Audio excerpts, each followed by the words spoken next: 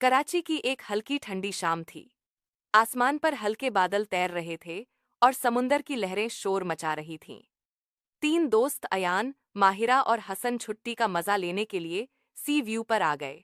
रेत पर नंगे पांव दौड़ना, लहरों से बचते हुए मस्ती करना और छोटी छोटी सीपियां ढूंढना, ये उनकी छुट्टियों का सबसे अच्छा हिस्सा था। माहिरा ने बाल्टी में पानी भर लिया और उसमें रेत से किला बनाने लगी। हसन दौड़कर लहरों को मारने का नाटक कर रहा था। अयान दूर खड़ा समुंदर को देख रहा था, जैसे किसी राज को समझने की कोशिश कर रहा हो। अचानक एक हल्की सी फुहार सीने पर पड़ी। ये क्या? हसन ने पीछे मुड़कर देखा। समुंदर की लहरों के बीच से एक खूबसूरत डॉल्फिन उछलकर बाहर आई और फिर पानी में समा गई। तीनों बच्चे चौंक गए और फिर खुशी से चिल्ला उठे, डॉल्फिन, डॉल्फिन! वे तीनों दौड़कर किनारे तक आ गए।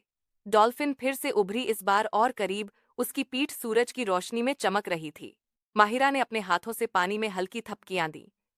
डॉल्फिन ने जैसे उसका जवाब दिया, उसने पानी में एक और ऊंची छलांग लगाई और बच्चों पर पानी के छींटे गिरा दिए। हसन हौंसते हौंसते बोला, ये जैसे हमारा खेल देखने आई हो। अयान ने धीरे से कहा, शायद समुंदर हमें दोस्ती का तोहफा दे रहा है। डॉल्फिन थोड़ी देर तक उनके सामने खेलती रही, कभी उछलती, कभी गोते लगाती। बच्चों ने भी उसके साथ तालियां बजाईं और उसकी हर कसरत पर खुश होकर शोर मचाया। फिर अचानक डॉल्फिन ने एक आखिरी बार ऊंची छलांग लगाई और समुंदर के अंदर गहराई में खो गई। तीनों बच्चे देर तक वहां खड़े समुंदर को देखते रहे। माहिरा ने मुस्कुराकर कहा, आज सी व्यू ने हमें सच में यादगार दिन दे दिया। और वे तीनों बाल्टी और सीपियां उठाकर वापस चल पड़े। लेकिन उनके दिलों में डॉल्फिन की दोस्ती की चमक अब भी बाकी थी।